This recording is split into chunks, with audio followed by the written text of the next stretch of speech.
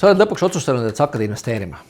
Sul on kõrvale pandud mingi summa, olgu see siis 50 eurot või 5000 eurot.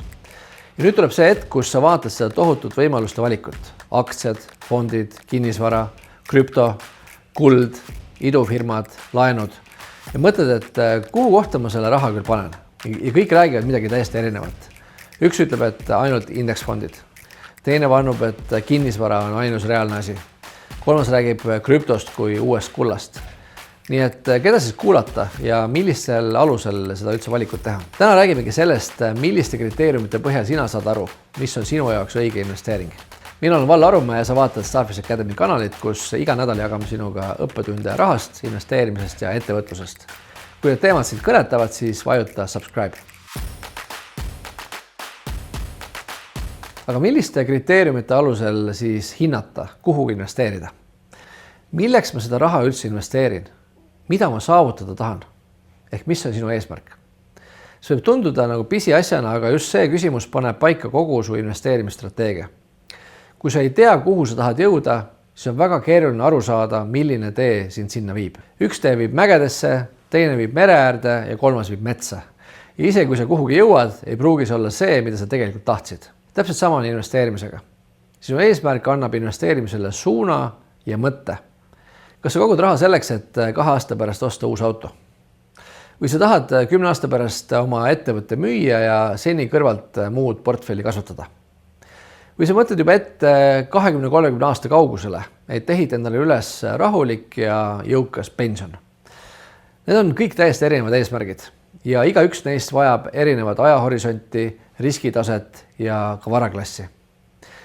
Näiteks, kui su eesmärk on osta 2 aasta pärast auto, siis see raha peab sul olema üsna kiiresti ja üsna kindlalt olemas. Seda raha ei maksa panna aktsiaturule ja loota, et äkki kasvab. Sest kui turg vahepeal langeb, nagu ta mõnikord teeb, siis võid sa olla sellises olukorras, kus sul on vale hetk, aga raha on lukus või juba väärtust kaotanud. Selle puhul sobiks pigem midagi võib-olla madalama riskiga, näiteks tähtajaline hoius või rahaturufond. Tähtajaline hoius ei ole sulle kindlasti uudis, aga rahaturufond võib olla. Rahaturufond on selline investeerimisfond, mis sisaldab väga lühikese lõpptähtajaga ja kõrge krediidi kvaliteediga võlakirju, kommertspabereid ning tähtajalisi hoiuseid. Aga kui su eesmärk on luua pensioniks kasvav investeering ja sul on aega 20-30 aastat, siis on sul ruumi ja aega võtta rohkem riski, näiteks globaalsed aktsiafondid või kasvuaktsiad. Aktsiafondid on muidugi alustajatele natukene parem variant, sest enamik meist ei suuda ette ennustada, kuidas üksikute firmadega läheb. Aktsiate puhul lühiajalised langused sind ei murra, sest sul on aega oodata ja turud kipuvad pikemas perspektiivis taastuma. Aga kui su eesmärk on luua passiivne sissetulek, näiteks 5 aasta pärast, siis võiks su fookus olla investeeringutel, mis maksavad regulaarselt rahavoogu, mitte ainult kasvavad, näiteks dividendiaktsiad, üürikinnisvara või mõned laenuplatvormid. Kõik need näited eri varaklassidest sõltuvad aga ka veel väga paljudest muudest teguritest. Nii et asi on gramm keerulisem kui ainult oma eesmärki teada. Siit me jõuame ka järgmise punktini. Kui palju on sul üldse täna algkapitali? Erinevad varaklassid nõuavad toimimiseks väga erinevaid rahasummasid. Kui sul on algkapitaliks 1000 eurot, siis korteriost ei ole väga realistlik variant, eks. Samas, kui sul on näiteks 30 000 eurot, siis hakkab juba kinnisvara mängu tulema. Kas sa siis ostad otse endale väiksema korteri või siis võtad laenu ja kasutad suurema korteri sissemaksena. Teisalt väiksemate summade puhul tulevad hoopis teised varaklassid esile, näiteks indeksfondid, ETF-id, dividendiaktsiad või isegi rahaturufondid, kuhu saab raha suunata kas või alates 10 eurost kuus. Need ei pruugi kohe tuua suuri hüppeid, aga nad võimaldavad sul alustada. Ja kõige tähtsam on see, et sa saad nii-öelda käevalgeks. Sest tihti pole probleem selles, et inimesel ei oleks piisavalt raha, vaid selles, et ta ootab õiget summat, millega alustada. Aga tõde, mis peaaegu iga varaklassi puhul kehtib, on see, et mida rohkem sul raha on, seda rohkem valikus sul tegelikult avaneb. Ja neid võimalusi hakkad sa aina enam nägema siis, kui asjas juba sees oled. Seega enne kui sa hakkad valima, kuhu investeerida, küsi endalt, kui palju ma saan üldse investeerida. Ja mitte üks kord, vaid regulaarselt. Kas mul on 50 eurot kuus või 5000 eurot korraga? Kas mul on plaan raha juurde suunata sinna või see ongi kõik, mis mul lähiajal plaanis on? Erinevatel varaklassidel on erinevad sissepääsu tasemed. oluline pole see, kui suurelt sa alustad, vaid et sa alustad teadlikult ja sobival tasemel. Siis järgmisena, kui suur on sinu riskiisu. Kõik investeeringud sisaldavad riski, aga see risk peab olema sulle talutav. Kui su investeering kaotab 20% ja sa ei saa öösel magada, siis ilmselt pole see varaklass sinu jaoks.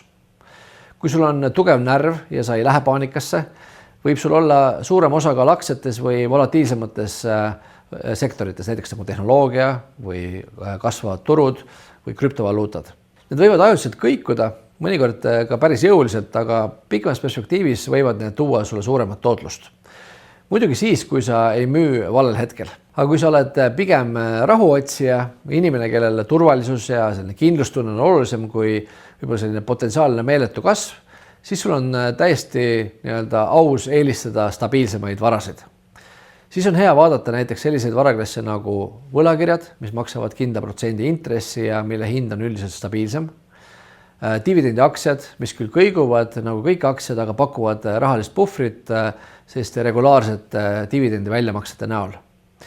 Kinnisvara, eriti kui tegemist on pikaajalise üürile andmisega, mis võib pakkuda sulle rahavoogu ja turvatunnet. Oluline on mõista, et ei ole olemas ühte õiget riskiastet. On ainult see, mis sobib just sulle. Riskiisu pole lihtsalt tugevus või nõrkus, vaid see on eneseteadlikkus. Kui sa tead, kuidas sa käitud ebakindluse ajal, siis sa saad endale valida sellise strateegia, mis lubab sul olla järjepidev. Ja just järjepidevus, mitte risk ise, on see, mis lõpuks sulle rikkust loob. Ja 4. kriteeriumina, kui kiiresti sul seda raha vaja võib minna. Likviidsus tähendab sisuliselt seda, et kui kiiresti sa saad oma investeeringu vajadusel rahaks teha. Aktsiad ja fondid on üldiselt väga likviidsed, paar klikki ja müüdud. Aga kinnisvara, see võib võtta tegelikult mitmeid kuid. Ühisrahastus, võib-olla ei saa üldse müüa enne, kui see projekt lõpeb. Seega, kui sul võib tekkida ootamatu kulu või vajadus selle raha järele, siis ära pane kogu summat kuhugi, kus seda kätte ei saa. Ja 5. kriteerium, kas sa saad aru, millesse sa tegelikult raha paned? See on üks suuremaid vigu, mida inimesed teevad, et nad investeerivad millessegi, mida nad tegelikult ise ei mõista ja teevad seda sellepärast, et lihtsalt keegi soovitas. Kui sa ei saa aru, mida see varaklass teeb, kust see tootlus tuleb ja mis ohud sellega kaasnevad, siis ära pane oma raha sinna. Sest kui midagi juhtub, sa ei tea, kas paanikaks on põhjust või mitte. Ja see ongi see koht, kus inimesed müüvad kahjumiga, sest nad ei tea, mida nad tegelikult omavad. Siin on väga lihtne reegel. Ära pane raha sinna, mida sa ei suuda 5 lausega kellelegi teisele selgitada. Järgmisena, kui palju sul on aega oma investeeringutega tegeleda?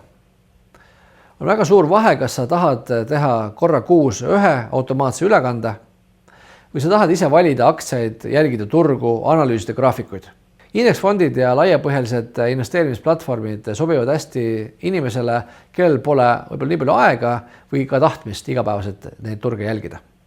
Aga kui sa naudid numbreid, tahad ise kontrolli omada ja oled nõus õppima, siis sa võidki vaadata aktiivsemat lähenemisviisi. Üksikaktsiad, võib-olla flippimine, võib-olla mõned iduinvesteeringud ja pole olemas ühte õiget valikut. On see, mis sobib just sinu enda elurütmi ja stiiliga. Ja viimaks, kas see sobitub sinu üldisesse portfelli? See on küsimus, mida paljud inimesed esialgu ei küsi. Nad vaatavad iga investeerimisvõimalust eraldi. Kas see on kasumlik, turvaline ja huvitav? Aga tegelikult ei tasu investeeringut kunagi vaadata eraldiseisvana, vaid kui osa tervikust. Sest kui investeering võib olla iseenesest väga hea, aga kui su ülejäänud portfell on juba sellele sarnane, siis see ei pruugi enam sind tugevdada, vaid hoopis muuta haavatavamaks. Näiteks oletame, et sul on juba 80% oma investeerimisrahast kinnisvaras. Sul on paar üürikorterit ja võib-olla veel osalus mõnes arenduses. Kui sa nüüd saad juurde 10 000 eurot ja mõtled, et kuhu see paigutada, siis võiks esimene küsimus olla, kas veel üks üürikorter on see, mis mu portfelli tugevamaks teeb või hoopis haavatavamaks. Mitte sellepärast, et kinnisvara oleks halb. Vastupidi, see võib olla väga hea, kui see on osa hajutatud süsteemist. Aga kui kogu su portfell sõltub ühest varaklassist, näiteks kinnisvara turust, siis oled sa väga haavatav ühe turu liikumise suhtes. Kui kinnisvara hinnad kukuvad, kui üürnikud lahkuvad või kui seadusandlus muutub, siis mõjutab see sind palju rohkem kui kedagi, kelle varad on hajutatud mitme erineva varaklassi vahel. Ja see ongi hajutamise mõte. Hajutamine ei tähenda, et sa ei riskiks. See tähendab, et sa võib-olla ei riski kõigega korraga selles samas kohas. Kui üks varaklass ajutiselt langeb, võib teine püsida või isegi tõusta. ja see aitab hoida sinu portfelli tasakaalus. Mõtle oma investeerimisportfellist nagu meeskonnast. Sul ei ole vaja ainult ründajaid, kes jooksevad suure hooga ja toovad väravaid, vaid sul on vaja ka kaitsjaid, kes hoiavad stabiilsust. Ja võib-olla ka väravahti, seda võib-olla ühte varaklassi, mis siis lihtsalt seisab kindlalt paigal ja tagab, et sa ei kuku põhja ka siis, kui turg kõigub. Mõni varaklass toob sulle kasvu, näiteks aktsiad. Mõni toob sulle rahavoogu, näiteks dividendiaktsiad või kinnisvara. Mõni hoiab su meelerahu, näiteks madala riskiga võlakirjad või sularahareserv. Kui sa suudad kõik need elemendid oma portfellis tasakaalu viia, siis oled sa palju paremini kaitstud turumuutuste ja ootamatuste vastu. Selle kõige juures on üks aga. Kui sa alles alustad ja suurt kapitali pole, siis hajutamine väga paljude erinevate varaklasside vahel ei ole strateegiliselt enamasti parim mõte. Alguses kulub aega, et varaklasse tundma õppida ja enamasti on vaja ka suuremaid summasid, et õppetunnid tulema hakkaksid. Kui me selle kõik nüüd kokku võtame, siis sinu investeerimisotsused peavad sobituma sinu eesmärkide, isiksuse, sinu eluetapi ja ka väärtustega.